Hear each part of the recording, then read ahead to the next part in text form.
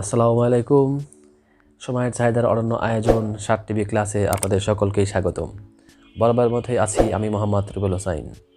আজকে আমরা Bangla short হ্যান্ডের lesson 15 নিয়ে আলোচনা করব।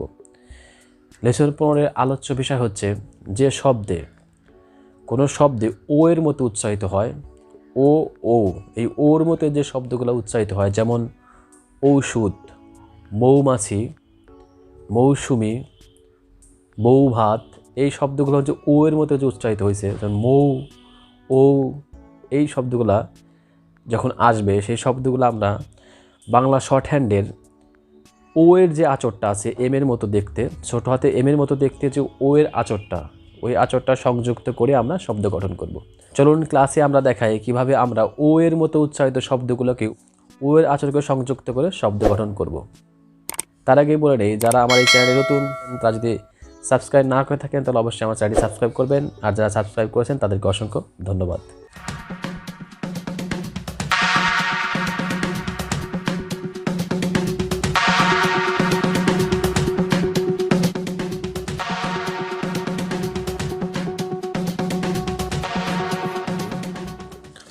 বাংলা ষাটলিপি লেসন 15 আলোচ্য বিষয় হচ্ছে ও উচ্চারিত শব্দে ষাটলিপির ওকে সংযুক্ত করে শব্দ গঠন করতে হবে।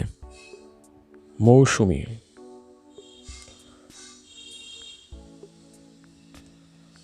মৌসুমি, এখানে মৌ, এই মৌ এ কার ও কার, এখানে ওর মতো একটা উচ্চারিত আছে।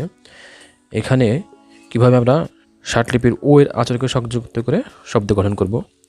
প্রথমে আমরা মর আচরটা দিই, এটা হচ্ছে মর আচরটা দিলাম, আর এই কার ও কারের জন্য ও উচ্চারিত হচ্ছে, এর জন্য আমরা এটা হচ্ছে ওর আচর, তাহলে মৌ। এর সাথে আমরা এই শটা সংযুক্ত করব, শটা এর সাথে সংযুক্ত করব, মৌ মৌ। তারপর হচ্ছে মজ সংযুক্ত করব, তাহলে মর সাথে একটা ই দেব, হয়ে যাব মৌসুমি। একটা আমরা লিখব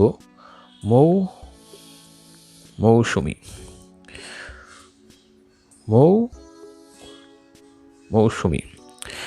এখন আমরা লিখব মৌমাছি,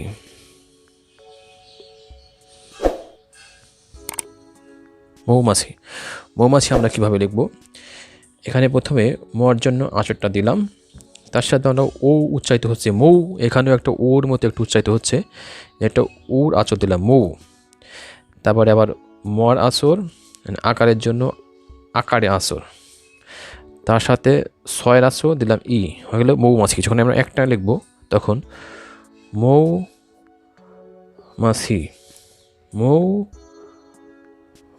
মৌমাছি। পরে আছে বউ ভাত,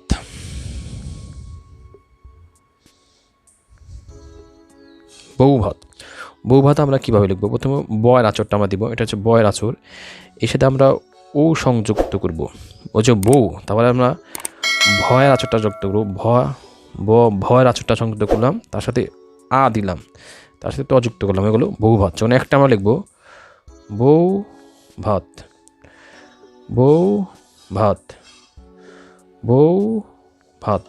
বউ ভাত। পরে আমরা শিখব যৌথ,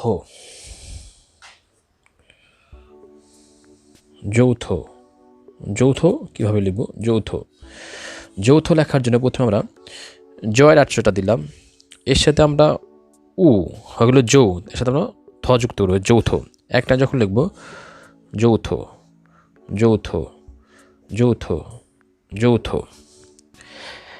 এরপরে আমরা শিখব ঔষধ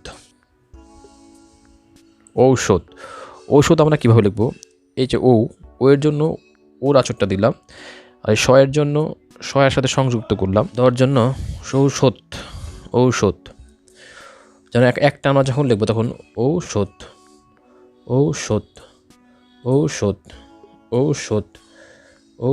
এভাবে লিখব। আমরা শিখব নৌকা। প্রথমে আমরা নয়ের আঁচড়টা দেব, এর সাথে আমরা ওর আঁচড়টা দিব নৌ, তার সাথে আমরা ক দিব, তার সাথে আকার দেবো, হচ্ছে নৌকা। একটা যখন লিখব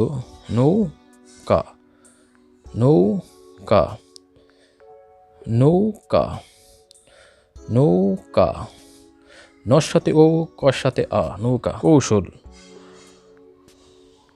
কৌশল আমরা কিভাবে লিখব, প্রথমে আমরা এই কয়ের আচরটা দিব, তার সাথে আমরা ওটা যুক্ত করব কৌশল, তার সাথে স যুক্ত করব, তার সাথে ল যুক্ত করব কৌশল। যখন একটানে লিখব কৌশল।